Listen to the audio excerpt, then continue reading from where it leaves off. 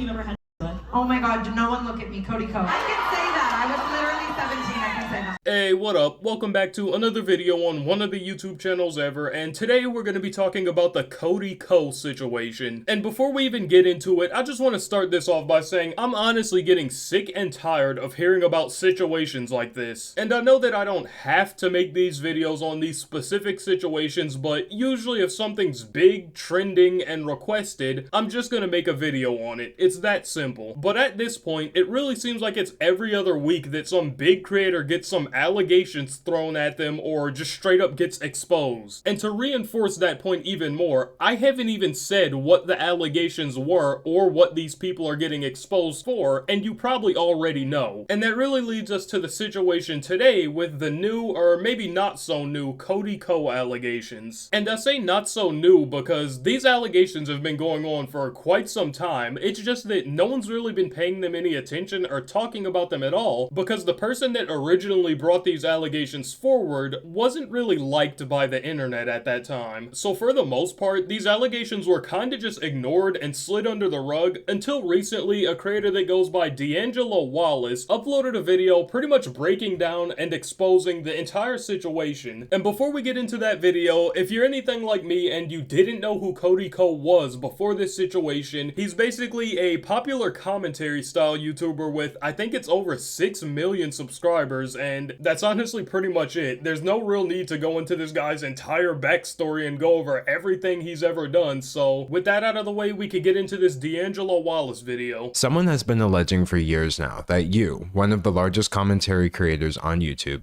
knowingly committed a crime against her when she was a minor, but YouTubers and viewers alike are ignoring and discrediting these allegations solely because the person making them happens to be an unlikable woman online, Tana Mongeau. Now, I did bring this point up a bit earlier, but now that we're actually talking about it and thinking about it, that's insanely messed up. Pretty much no one at that time, or not even just at that time, but until recently, paid these allegations any attention whatsoever because the person that originally brought them up was an unlikable person. And it's not even like it's one of those cases where, oh, someone gets mad at someone and then they bring up some flimsy allegations that have no proof whatsoever behind them. These were serious and pretty credible allegations, especially considering there were multiple people backing up the same story on different dates. I'm not here to accuse you of committing a crime in this video because I can't do that based on someone else's allegations. Nobody can definitively take these allegations as proof, but at the same time, they should still be looked at and not treated as an open secret and swept under the rug like you've been doing for so many years now. I like that he brings up this point here because this is actually a super good one. Just because they technically are still allegations doesn't mean they should just be completely ignored and swept under the rug like he says. Especially in a situation like this where the allegations actually seem to have a ton of evidence behind them. And speaking of this podcast, about a month ago, she hosted a live episode in front of an audience, and the conversation turned to you. Who's the smallest you've ever had sex with?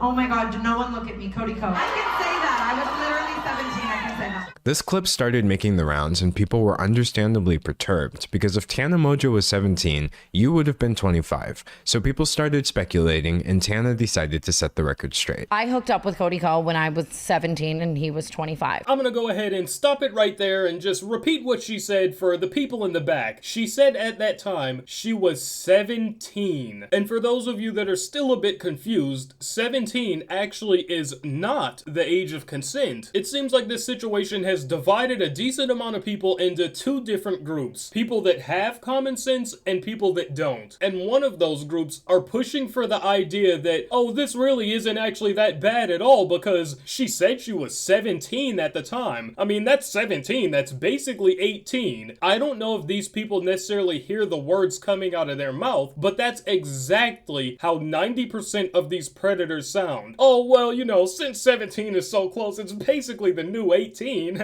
Come on, guys, I didn't do anything wrong, come on. And before we even move on, I just want to reiterate one more time that 17 is not 18. They do not equal each other. They are two very different numbers. She claims that not only were you fully aware of her age at the time, but someone even tried to stop you and you went ahead anyway. There was a situation with Gabby Hanna at a Playlist Live where she pulled him aside and told him like, yo, she's 17, and then we still went and hooked up. To be clear, 17 is under the age of consent consent in many states, including Florida, where Playlist Live used to take place. So this means that Tana Mongeau is accusing you of statutory rape, and she's not trying to hide that. This isn't just some crazy tea. It was a crime. Remember how Tana said that fellow YouTuber Gabby Hanna tried to stop you before everything allegedly went down? Well, did you know that Gabby is actually on record telling the exact same story several years ago? One time, I told a guy, I saw him making out with a girl at a party who was underage, and I pulled him aside and I was like, hey man, you probably don't know, I know she like looks a little older, she's underage, watch it. And he's like, oh my God, thank you for telling me. And then he turned that. This is really bad. Now, I can't really say I knew anything about Tana Mongeau, the person making these allegations here, before this situation, but a few of the things that I could gather is that, one, she was, of course, very disliked by most people, and two, is that she was a known liar. And it seems like that's also one of the main reasons that a lot of people didn't really want to take these allegations seriously, is because she was known to be a liar, and she's lied multiple times about multiple different things before, but the clips we just took a look at really makes me believe that she's not lying about this situation, because this is a completely different person telling the exact same story that Tana did, but years before she even brought it up. And at least for me, this also changes the entire situation from already bad to horrible, because if this information does come out to be true, then that means he 100% knew what he was doing, he was warned beforehand, and still continued with it. And of course, like I said, if this all is true, this also completely destroys one of his potential outs of being, oh, I didn't know what age she was, I thought she was over 18, she told me she was over 18. Because we have this person here saying that she verbally warned him, hey, this person is underaged, they are not 18, you should probably stay away from them. People make accusations all the time, specifically regarding things that are very difficult to prove or disprove, unfortunate as that may be. But when somebody makes an allegation and they say they have a witness, and that witness can be found telling the exact same story years before any of this came out, that's not something I can just ignore. In a situation that cannot be proven, corroboration by a third party goes a long way. I'm not accusing you of committing a crime, but even if what Tana says is false, your silence is still grossly incompetent at best. What he said there is 100% true in the fact that this guy being silent about the entire situation just isn't the move. If you're actually innocent here, you not saying anything about it at all really isn't helping you look that innocent. I also think that he will come out with a response pretty soon though, because this situation in general is just getting way more attention, and I also think that's actually the main reason that he hasn't came out with a response yet. Since the situation was basically getting no attention whatsoever, no one was talking about it, and everyone was sweeping it under the rug, he probably thought that the only thing that would come from him addressing the situation is more people talking about the topic, which isn't really in his best interest. And now you're choosing censorship. On your YouTube channel, where you've been pumping out content nearly every day now, I couldn't find a single comment on your last video about this situation. Not even one. Comparing that to the comment section on your Instagram, where every single comment I saw was about this, it's clear that you're heavily censoring your audience on YouTube. And just when I thought him not responding was the worst response that he could give, it gets even worse. Like I keep saying, as of right now, these are still allegations, but Cody isn't doing absolutely anything to make himself look any better at all. If anything, he's doing the exact opposite. And I'm not gonna sit here and say that he's making himself look more guilty, but he's making himself look more guilty. I truly don't understand the purpose of censoring all the comments on your videos that are talking about this situation. If you don't want people talking about it in your comments, make a video addressing it. And if you're really innocent, the video should be that much easier to make, because it's not like you have to think of some sort of lie or come up with some sort of story. You're innocent, just tell people what actually happened. Not many people know that you've already lost fans over an eerily similar topic. You used to frequently feature and promote your college friend Colby Leechman in your videos,